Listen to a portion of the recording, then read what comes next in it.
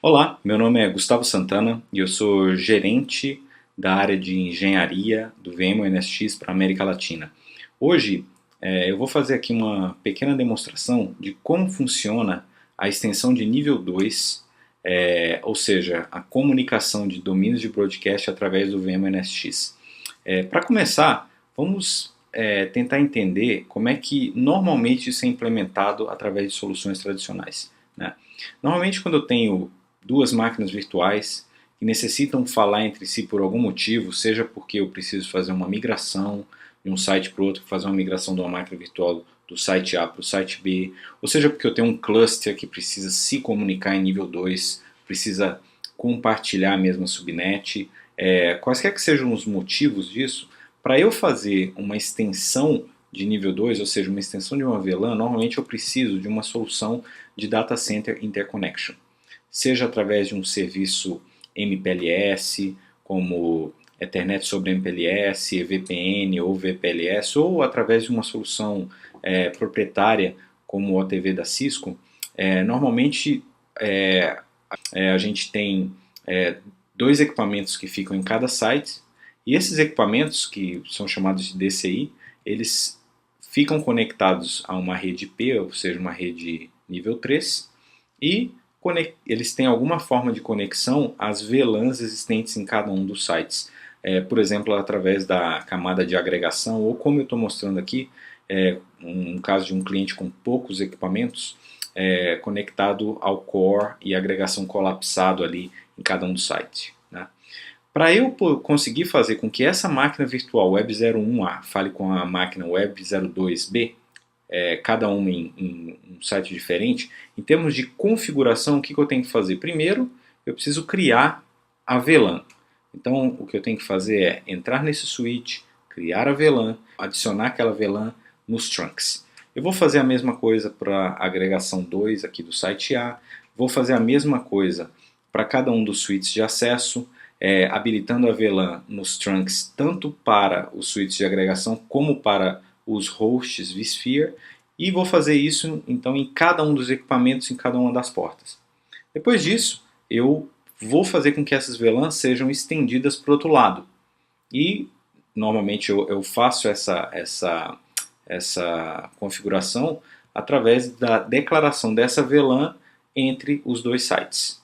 Depois disso, eu vou fazer a configuração da mesma VLAN em cada um dos equipamentos do site B e em cada um dos trunks do site B.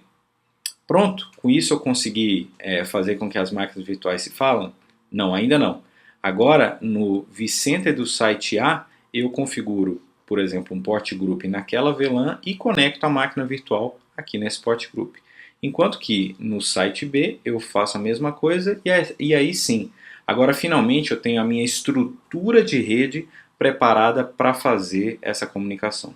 Como vocês podem ver, esse tipo de operação exige uma coordenação muito grande, exige operações numerosas e que podem ser suscetíveis a erro. Eu acho que essa é uma experiência que muita gente já teve, né, nesse tipo de solução. Qual que seria a ideia de se fazer isso com o VMware NSX? Para começo de conversa, a gente não precisa, com o NSX, de equipamentos exclusivos de DCI, de Data Center Interconnection.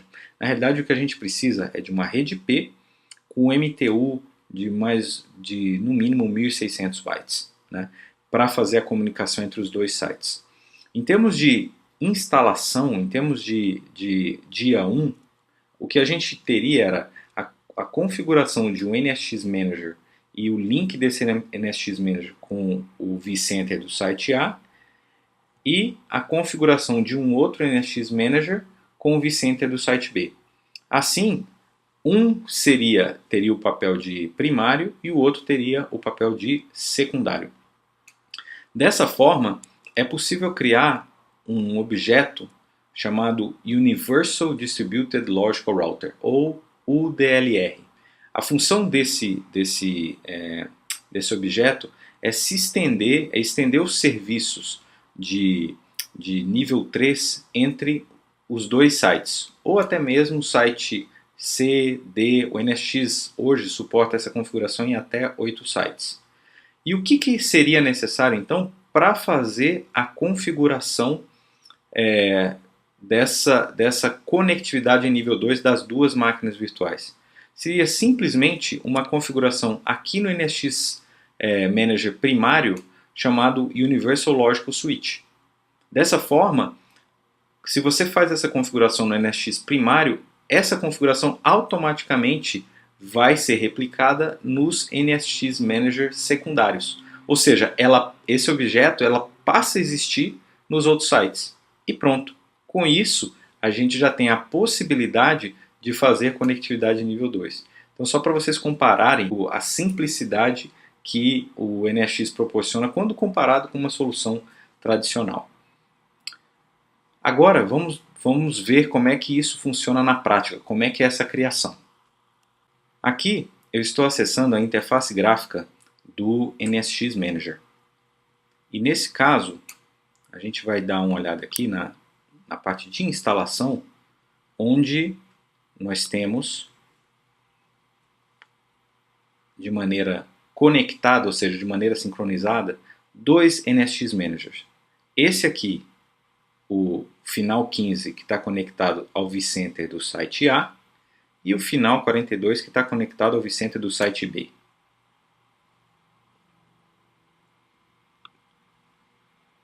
Logo depois, foi criado aqui uma Transport Zone universal, ou seja, foi criado uma área onde definições de rede aconteceriam de maneira sincronizada. Então, como vocês podem ver, a Transport Zone ela existe tanto no NSX Manager primário quanto no NSX Manager secundário.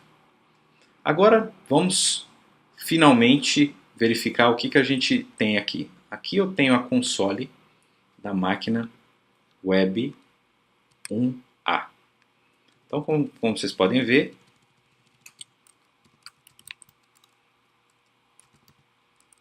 essa máquina virtual tem o endereço 172.16.10.1. E vamos fazer um ping aqui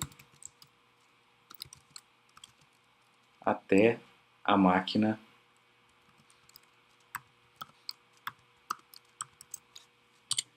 Web 2B. Como vocês podem ver, elas não estão conectadas. Cada um está num site diferente. O que a gente pode fazer agora?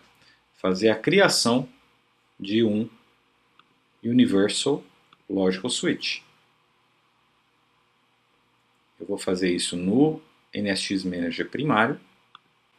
Vou clicar aqui e vou dar um nome para ele. Então, vamos chamar, por exemplo, de Web Logical Switch. Universal Logical Switch. A Transport Zone que nós vamos escolher é a Transport Zone universal, ou seja, esse deve ser um objeto que vai existir em vários sites. E pronto.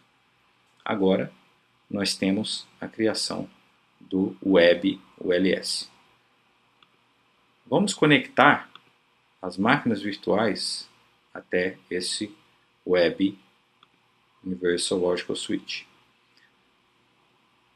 No site 1, nós temos a máquina Web 1A, cuja VNIC que vai ser conectada é a única que ela tem. E pronto. Agora, vamos fazer o mesmo no site B. Secundário.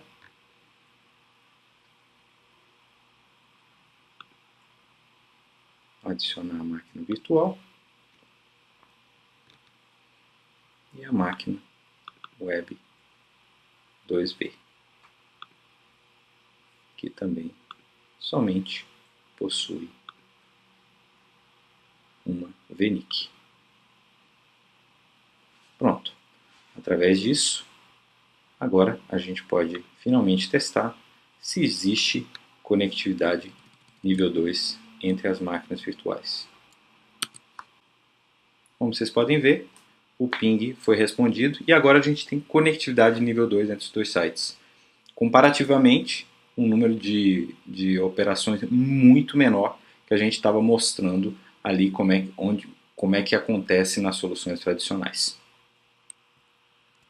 Bom, era basicamente o que a gente queria mostrar para vocês hoje, né? Essa parte de conectividade nível 2. Em um blog futuro, a gente vai falar como é que a gente pode otimizar o roteamento entre máquinas virtuais e o roteamento com o mundo externo. Até lá, um abração para vocês e nos vemos aí no futuro. Tchau, tchau.